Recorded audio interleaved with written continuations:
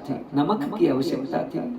तो महाराज आज बढ़िया जो था दुकान पे था नहीं, और उनका बेटा था।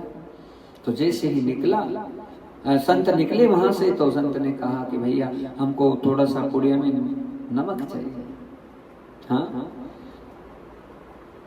अब महाराज जो सेठ जी बैठे थे दुकान पे, उस सेठ जी अपने बेटे को बोलकर गए हैं, कहा कोई भी आए तो किसी को कोई सामान मत देना, क्योंकि तुम्हें नॉलेज नहीं है, तुम्हें ज्ञान नहीं है सामान देने का।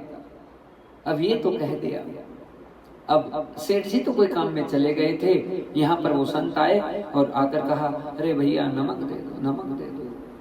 अब सेठ के बच्चे को लगा कि नमक जैसी तुच्छ चीज के लिए अब मुझे क्या सोचना, क्या विचार करना, मैं थोड़ा सा नमक महाराज जी को दे देता हूँ, महाराज जी का काम हो जाएगा। महाराज जी का डिब्बा था, उसमें सफेद सफेद पदार्थ था, उसे नहीं पता कि क्या था, उसने तो पुड़िया में बांध के दे दिया। तो पदार्थ लेकर जो है संत अपनी कुटिया में, और उन्होंने क्या किया, उनको भोजन बनाना था, उन्होंने भोजन तैयार कर लिया, और वो जो पदार्थ दिया था उसे ही नमक समझकर डाल दिया। भोजन तैयार हो गया। इधर संत महात्मा के द्वारा ठाकुर जी को भोग लगा दिया गया है, और एक बार यदि किसी चीज का भोग लग जाता है तो वो प्रसाद बन जाता है, फिर भोजन नहीं रह सकता। प्रसाद और पदार्थों में बहुत बड़ा फर्क होता है। जो प्रभु को अर्पित हो गया और उनका उचिष्ट जो हमारे अंतःकरण में जाता है, वो बहुत बड़ा प्रसाद बनकर प्रकट होता है। और बाकी यदि हम ये कहें कि हमने रसगुल्ला खा लिया तो खा लो कितने ही, हमने सेब खा लिया, हमने अमरूद खा लिया, हमने अनार खा लिया आपने, लेकिन यदि आपने भगवान को नहीं जिमाया है तो वो आपके गुण नहीं कर सकता है।